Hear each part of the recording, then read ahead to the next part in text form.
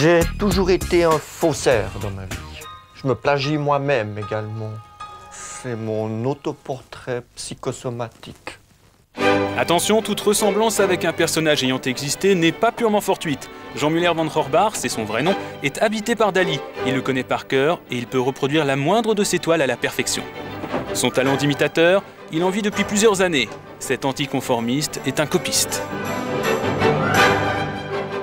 Je fais des vrais faux, c'est pour me relaxer. Je sais les couleurs que je dois mettre, je sais comment il faut le faire, donc en fait, c'est comme un pianiste qui fait ses gammes.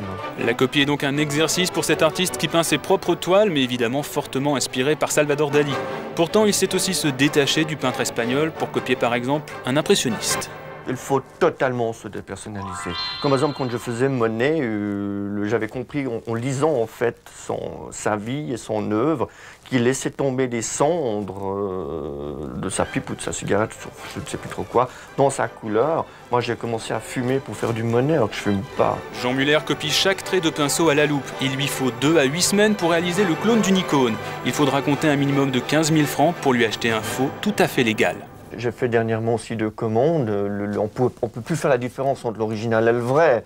Le seul moyen de faire la différence, c'est de retourner le tableau puis de voir que la toile n'est pas d'époque.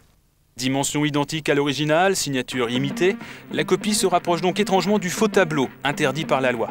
Pourtant, les deux genres sont différents. Tout dépend de l'usage que l'on fait du tableau. Au départ, la copie et le faux, c'est la même chose. La seule différence, c'est que le faux implique une intention d'induire en erreur, ce qui n'est pas le cas de notre activité. Nous, on vend pour ce que c'est-à-dire des copies. Christophe Petit est en relation avec plus de 80 peintres. Il fournit des clients dans le monde entier. Le plus souvent des hommes d'affaires, des acteurs ou encore des hôtels qui n'ont pas les moyens de s'offrir l'original. La copie est authentifiée comme telle au dos de la toile. Un même tableau ne sera pas reproduit 2 fois. Le prix du tableau va être défini en fonction de sa dimension, de sa complexité, en dernier lieu de son type d'encadrement, mais pas du tout en fonction de la cote de l'original. On a un beau tableau à partir de entre 15 et 25 000 francs, mais il n'y a pas de limite, ça peut aller très loin. Très loin, c'est-à-dire jusqu'à 480 000 francs un jour pour un vrai faux Renoir. Mais il y a moins cher, 8 000 francs seulement pour ce Degas. Les vrais tournesols valent près de 300 millions de francs, la copie juste 30 000, soit 10 000 fois moins. Le tableau le plus célèbre du monde, lui, vous sourira pour 40 000 francs seulement. Le drame, c'est que ça coûte cher. Et que pour ce prix-là, on peut avoir de l'art. Alors pourquoi s'en priver?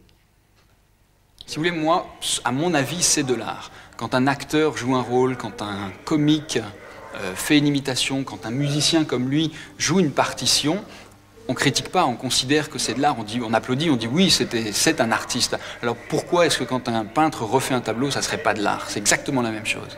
Alors il y a une morale dans tout ça, et je vais vous la dire. Quand ces copies arrivent en vente publique, elles ne valent même pas le prix du cadre. Il ne faut pas miser au départ sur le fait qu'une copie va prendre de la valeur, mais c'est une situation qui peut se produire.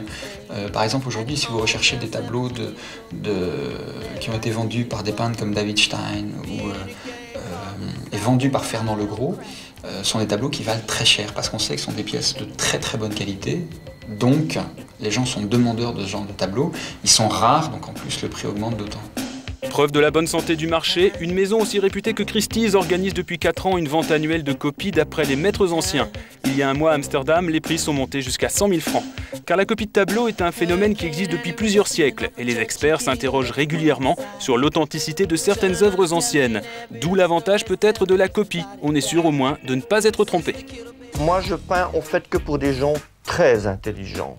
Et de ce point de vue-là, donc la personne qui achète un de mes tableaux sait qu'il sera un collectionneur content au lieu d'être un gogo cocu mécontent en se faisant gruger par des tableaux qui voulaient se faire passer pour des vrais qu'ils ne sont pas. Car entre réalité et illusion, il est vrai que la frontière est parfois très mince.